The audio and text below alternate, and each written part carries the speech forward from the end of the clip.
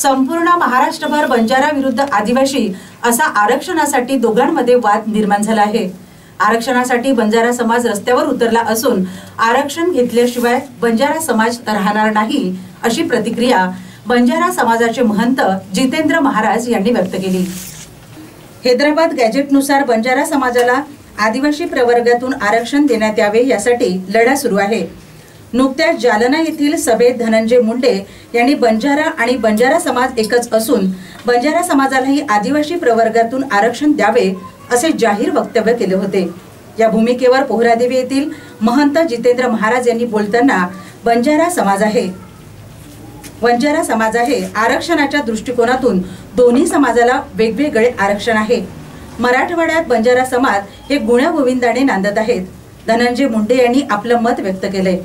आरक्षणाच्या दृष्टिकोनातून हे दोन्ही समाज वेगळे आहेत। बंजारा समाज आदिवासी प्रवर्गात बसत असेल तर निश्चितच त्यांना आरक्षण देण्यात यावे अशी भूमिका आमची राहील। तसेच राज्यात 5 आमदार बंजारा समाजाचे आहेत। सोबतच 40 मतदार संघामध्ये बंजारा समाज बहुल आहेत। त्यामुळे येथील आमदारांनी सुद्धा बंजारा समाजाच्या या मागणीसाठी पाठिंबा देण्यात यावा, अन्यथा धर्मपीठावरून त्यांच्या विरोधात आदेश काढण्याचाही भूमिका घेण्यात येईल। आज कसं आहे, गेल्या 100 वर्षापासून हा बंजारा समाजावरती खऱ्या अर्थानं खूप मोठा अन्याय झालेला आहे। कारण 1950 पासून अशा कितीतरी नोंदी आढळल्या आहे की भारत सरकारचा 1950 मध्ये सर्क्युलर निघालेला होता की या देशाचा बंजारा समाज हा या एसटी प्रवर्गात मोडतो म्हणून आणि एसटीचं आरक्षण या लोकांना देण्यात यावं असं त्यावेळेस सर्क्युलर निघालेलं आहे। त्यावेळेसपासून तर आजपर्यंत ह्या बंजारा समाजावर या खूप प्रकारचा अन्याय झाला, म्हणून आज समाज फार मोठ्या प्रमाणावर अस्वस्थ झालेला आहे। आणि आता सर्वांना माहिती आहे की मराठा समाज यांच्या आरक्षणाकरिता जो चाललेला मोठा लढा होता, त्या लढाला यश म्हणून हैदराबाद गॅजेटियरनुसार मराठा समाजाला आरक्षण देण्याबाबत आपल्या राज्य शासनाने GR काढलेला आहे। त्याच हैदराबाद गॅजेटियरमध्ये बंजारा समाज हा मूळ आदिवासी आहे, एसटीचं आरक्षण यांना द्यावा म्हणून त्याच्यामध्ये नोंदी आहे। आम्ही त्या नोंदीप्रमाणेच बंजारा समाजाला आरक्षण देण्यात यावा हे या संपूर्ण राज्याच्या बंजारा समाजाची मागणी आहे। आणि या मागणीकरिता लोकशाही पद्धतीने, संविधानिक पद्धतीने एक मोठा लढा या राज्यामध्ये या समाजाचा चालू झालेला आहे। या लढ्याला ज्या ज्या आमदारांनी, मग तो या समाजाचे आमदार असो या इतर समाजाचे आमदार असो, ज्या ज्या बंजारा मतदारसंघामध्ये बंजारा समाज बहुबल आहेत त्या भागाच्या आमदारांनी मोठ्या प्रमाणात आमदार लोकांनी पाठिंबा दिलेला आहे।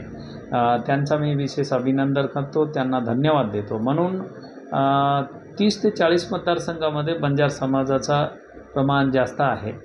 त्या भागाच्या सर्व आमदारांनी या लढायला पाठिंबा द्यावा ही आमची इच्छा आहे आणि दिले पाहिजे।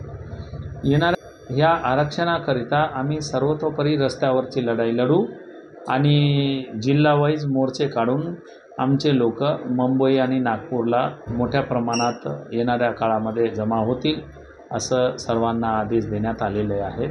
आणि बंजारा कृती समिती स्थापन झालेली आहे, त्यानुसार त्यांच्या मार्गदर्शनामध्ये तालुका वाईज, जिल्हा वाईज आणि राज्यावरती हे सर्व मोर्चे धडकणार आहेत।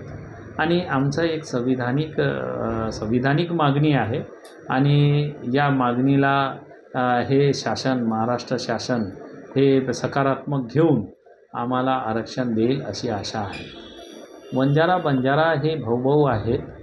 पहिलेपासून बंजारा आणि बंजारा समाजाचा एक वेगळं नाता मराठवाड्यामध्ये राहिलेला आहे। मराठवाड्यामध्ये या दोन्ही समाजाचं प्रमाण जास्त आहे आणि या मराठवाड्या भागामध्ये राहणाऱ्या बंजारा समाजांनी स्वर्गीय मुंडे साहेबांचा नेतृत्व त्यावेळेस सर्वांनी स्वीकारलेला होता। आजपर्यंतही मुंडे फॅमिलीचं आणि बंजारा समाजाचं एक अतूट नातं आहे।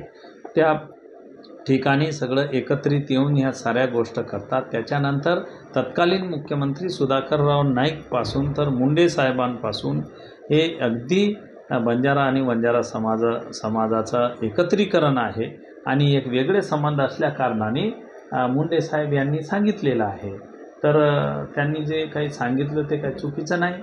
आणि दुसरी गोष्ट,